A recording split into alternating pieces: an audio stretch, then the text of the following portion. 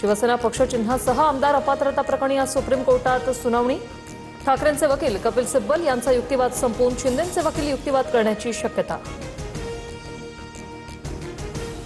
दिल्लीतील विद्यार्थी आंदोलनातील लाठीचार्जवरून केंद्रीय गृहमंत्री अमित शहा संसदेत आज बोलण्याची शक्यता। पॅलेट गन कोणी चालवल्या, ऑर्डर कोणाची? मोदी शहांमध्ये संसदेत उत्तर देण्याची हिंमत नाही, राहुल गांधींचा हल्लाबोल।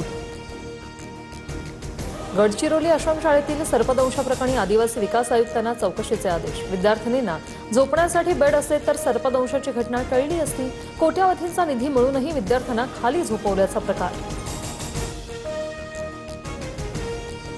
गडचिरोलीतील खाण उद्योगात 1,500 आदिवासी लोक मारले गेले। आदिवासी मंत्र्यांनी राजीनामा द्यावा, संजय राऊत यांचा हल्लाबोल।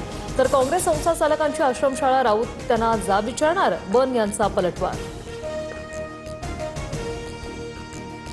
मराठा आरक्षण उपसमितीची आज सह्याद्री अतिथीगृहावर महत्त्वाची बैठक। जरांगींकडून पुन्हा उपोषणाच्या घोषणेनंतर सरकार अलर्टवर। कुणबी नोंदी आणि प्रमाणपत्र प्रक्रियेच्या सद्यस्थितीचा आढावा घेतला जाईल, सरकारच्या भूमिकेकडे लक्ष। रेवती सोहळा आणि सारंगलखानीच्या रिसेप्शन सोहळ्याला उपमुख्यमंत्री सुनेत्रा पवार गैरहजर। पार्थ पवार आणि जय पवारांची रिसेप्शन सोहळ्याला उपस्थिती। सुनेत्रा पवारांच्या गैरहजेरीचं कारण स्पष्ट।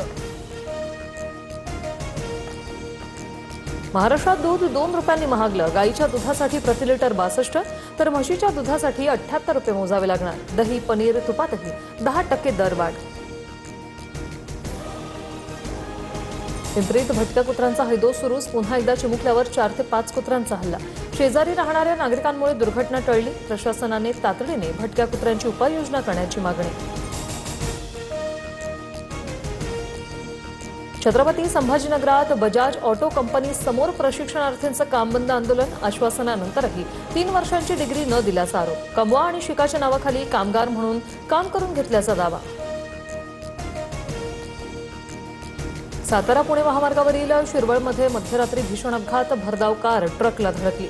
अपघातात मावळ आणि तळेगाव दाभाडे परिसरातील 4 मृत्यू तर 2 गंभीर जखमी।